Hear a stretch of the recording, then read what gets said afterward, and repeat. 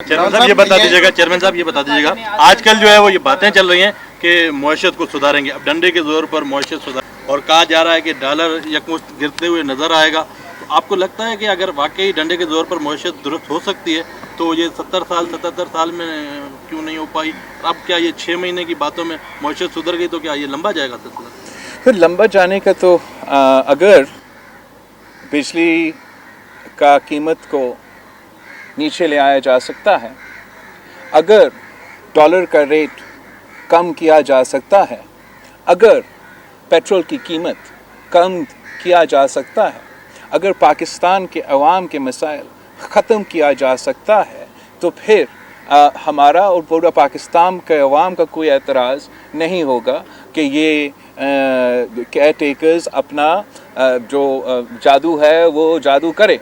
हमारा ख्याल में, मेरा ख्याल में कि ये जो मुआशी बहरान है वो उसमें इतने मसले हैं कि इतना जल्दी हल होने वाला नहीं है, और अगर हल निकलना है तो सिर्फ़ और सिर्फ पाकिस्तान के अवाम के मुंतखब नुमाइंदे इन मसाइल का हल निकाल सकते हैं। इसलिए पाकिस्तान के अवाम के जो मुंतखब नुमाइंदे हैं वो अवाम के दरमियान में होते हैं, वो अवाम की जो मसाइल है उनको जानते हैं, उनको पता है कि इस्लामाबाद में मैं अभी 18 महीना जो है ना, या इस्लामाबाद में या जहाज़ में गुज़र के वापस आया हूँ, जो ज़मीनी हक़ाइक़ है और इस्लामाबाद में जो एक इम्प्रेशन पैदा किया जाता है उसमें फ़र्क होता है। मैं समझता हूँ कि पाकिस्तान के तमाम मसाइल का हल जमहूरियत है, और पाकिस्तान के तमाम मसाइल के हल पाकिस्तान के मुंतखब नुमाइंदे के साथ है। जहाँ तक केयर टेकर हुकूमत है, हमारा कोई एतराज़ नहीं है केयर टेकर हुकूमत से।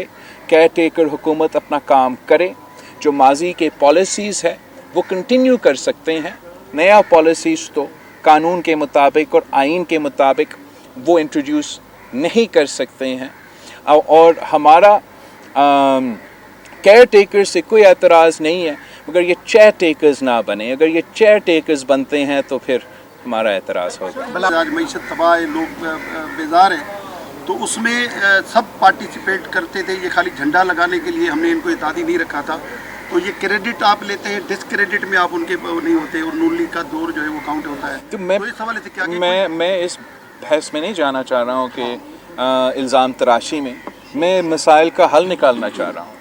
मेरा ये ख़्याल है, मेरा ये राय है कि अब पाकिस्तान के अवाम ने हर किसी का इक़्तिदार देखा है। पाकिस्तान के अवाम ने तीन दफ़ा किसी एक जमात को, मेरे पार्टी से भी तीन दफ़ा पाकिस्तान के अवाम ने हमें मौका दिया है। अब पाकिस्तान के अवाम को इल्ज़ाम तराशी के बजाय, तकसीम और नफ़रत की सियासत के बजाय अवाम अपने मसाइल का हल चाहते हैं, और मेरा ख़्याल में इन मसाइल का हल एक नौजवान की आदत है। चेयरमैन साहब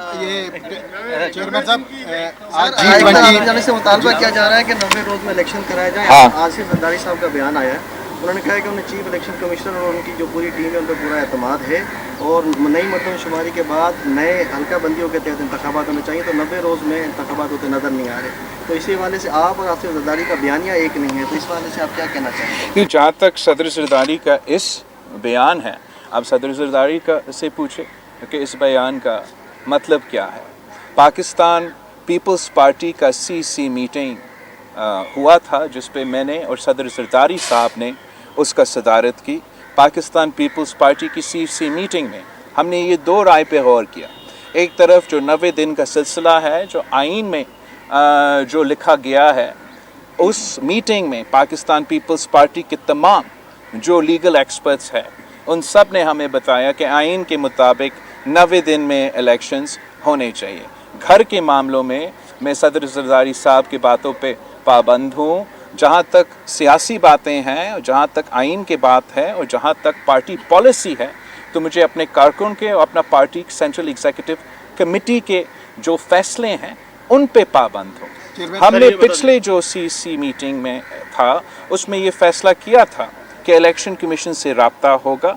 पाकिस्तान पीपल्स पार्टी का एक डेलीगेशन इलेक्शन कमीशन से रब्ता किया। ہم نے اپنا اعتراضات ان کے سامنے رکھے, انہوں نے اپنا خیالات ہمارے سامنے رکھے. اب میں راستے میں ہوں, میں لاہور جا رہا ہوں. جیسے ہم لاہور پہنچتے ہیں انشاءاللہ تعالی پاکستان پیپلز پارٹی کا اگلا سینٹرل ایگزیکٹو کمیٹی میٹنگ ہوگا. اگر کسی اور کا کوئی اور رائے ہوگا وہ اس میٹنگ میں میرے سامنے رکھ سکتے ہیں. اس لیے کہ دو سوال ہوئے تھے تو ایک میں رہنا. بلاول صاحب, خارجہ امور پہ آپ کی گہری نظر ہے, G20 جو ہو رہا ہے پڑوس میں, ایک ملک ہے انہوں نے بائیکاٹ کیا ہے. آپ اگر وزیر خارجہ کی نظر سے دیکھیں تو بائیکاٹ. دوسرا افغانستان, آپ نے بھی کوشش کی جو بارڈر پہ, آج پھر حالات خراب ہوتے جا رہے ہیں. سر آخری سوال ہے, ادھر پیپلز پارٹی سندھ میں آزادی صحافت کی بات کرتی ہے, نیشنل پریس کلب بدید کے صدر ہیں, ان کو سر سچ بولنے پہ سر جو انہوں نے منشیات پہ جو لکھا ہے اس کے حوالے سے ایس ایس پی نے سر ہفتہ پہلے اس کو اٹھا کے سر اس کو یرغمال بنانے کی کوشش کی. واٹ سر بدید میں نیشنل پریس سر ہم سب پریس کلب آپ کا پریس کلب کا صدر کو ہوا؟ سر نفیس احمد وہ منشیات پہ لکھ رہے تھے سر, انہوں نے ایس پی نے اٹھا کے شوکت میں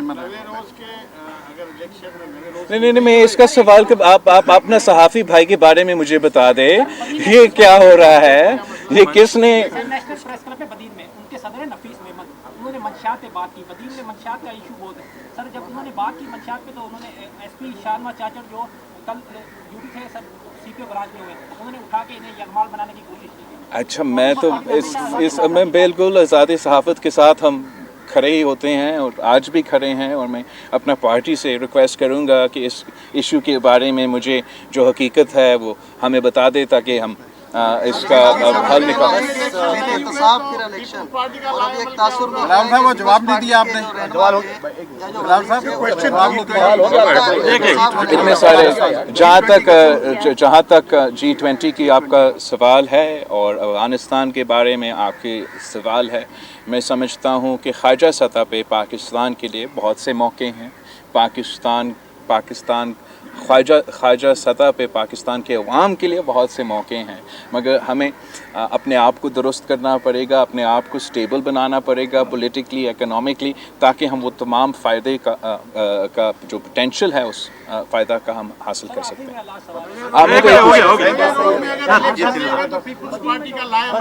پاکستان پیپلز پارٹی کا CC میٹنگ لاہور میں ہونے جا رہا ہے, وہاں جو یہ آپ کا سوال ہے اس کا جواب